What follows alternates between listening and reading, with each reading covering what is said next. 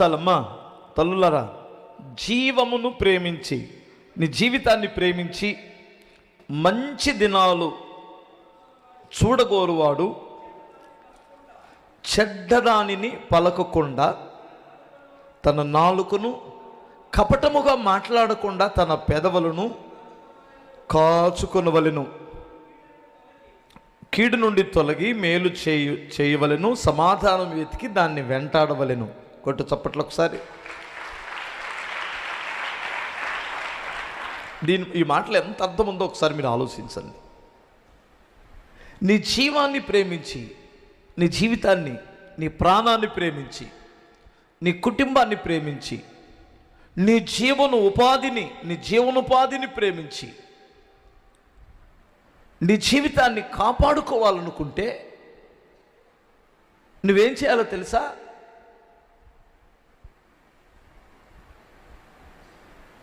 చెడ్డదానిని పలకకుండా నీ నాలుకను కాపాడుకో. కపటముగా మాట్లాడకుండా ఆపేయి. కపటం మాటలు మాట్లాడమాక. ఈ రెండు నీకు ఎప్పుడైతే ఉంటుందో నీ పలుకుబడి పెరిగిద్ది. నీకు అనేక మంది నీకు మేలు చేసేవారు స్నేహితులు అవుతారు. ఎందుకంటే ఒక మనుషుడు తనకు తానే సింగిల్గా బ్రతకడానికి అస్సలు వీలు లేదు. మనం అందరితో లింక్ అయి ఉండాలా. ఇంటికి వచ్చి నీకు ఒక గుక్కెడు మంచినీళ్ళు ఇవ్వాలంటే, ఒక టీ ఇవ్వాలంటే కూడా భార్యతో నీ జీవితం ముడిపడి ఉండాలా. గమనించాలి. ఇంట్లో వారు ఎక్కడిదాకా ఎందుకు, నువ్వే కన్నావు నీ కొడుకుని, నువ్వే పెళ్లి చేసావు, నీకు కడుపులోకి అంత ముద్ద పెట్టాలంటే నీ కొడుకుతో, నీ కోడలతో, నీ మనవళ్ళతో, నీ మనవరాళ్ళతో నీ నోటిని చాలా జాగ్రత్తగా మాట్లాడుకోవడం నేర్చుకోవాలా. లేదంటే ఆ ముద్ద నీకు ఎగ్గొడతారు. జాగ్రత్తగా ఉండు. నువ్వు జీవాన్ని నువ్వు బ్రతకాలనుకుంటే సుఖముగా మంచి మాటలు మాట్లాడు, చెడ్డ మాటలు ఆపేయి ఫస్ట్. రెండోది, ఇంట్లో సమాజములో సంఘములో నీ స్నేహితులతో కపటముగా మాట్లాడమాక. ఉండేదంటే స్ట్రైట్ ఫార్వర్డ్గా ఉండు, స్ట్రైట్గా మాట్లాడు. కపటముగా మాట్లాడితే నువ్వు అనుకుంటున్నావు నేను కపటముగా మాట్లాడుతున్న సంగతి ఎదటవాడికి అర్థం కావట్లేదు, నేను సెటైర్ చేస్తున్నాను అనుకుంటున్నావు. నీ అంత బుర్ర తక్కువ ఎదవ రెండో వాళ్ళు లేడు. నీ ఎదుటివాడు బయటపడపోవచ్చు కానీ నువ్వు కపటదారి అనే సంగతి అతనికి అర్థమైపోయింది ఆల్రెడీ. కపటముగా నువ్వు పొగుడుతున్నావు అనే సంగతి అర్థమైపోయింది. కపటముగా మాట్లాడుతున్నావు, కన్నుగీటుతూ మాట్లాడుతున్నావు అనే సంగతి ఎదుటి వారికి అర్థమైపోయింది. నీలాంటి బుర్ర తక్కువడు కాదు నీ ఎదుటివాడు. ఆల్రెడీ అర్థమైపోయి కామ్ అయిపోయాడు.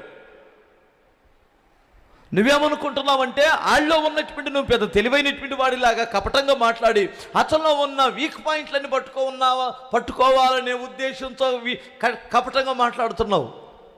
అసలు ఎవడు తెలివి తక్కువవాడు అనుకుంటున్నావు నువ్వు? నీ దృష్టికి తెలివైనటువంటి వాడంటే ఎవడో తెలుసా? ఏదో ఎదటోడి దగ్గర కపటంగా మాట్లాడి కపటంగా వాడి దగ్గర నుంచి రహస్యాలు పట్టుకొని ఏదేదో చేయాలనేటువంటి వాడు తెలివైన జ్ఞానం కలిగినటువంటి వాడు కాదు. జ్ఞానం కలిగినటువంటి వాడు చిల్లర డబ్బులు ఏరుకోడు.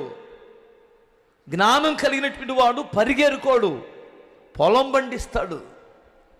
మర్మంగా చెబుతున్నాను, గుర్తుపెట్టుకో. జ్ఞానం కలిగినటువంటి వాడు రూపాయికి అర్ధ రూపాయికి లోబీగా బ్రతకడు.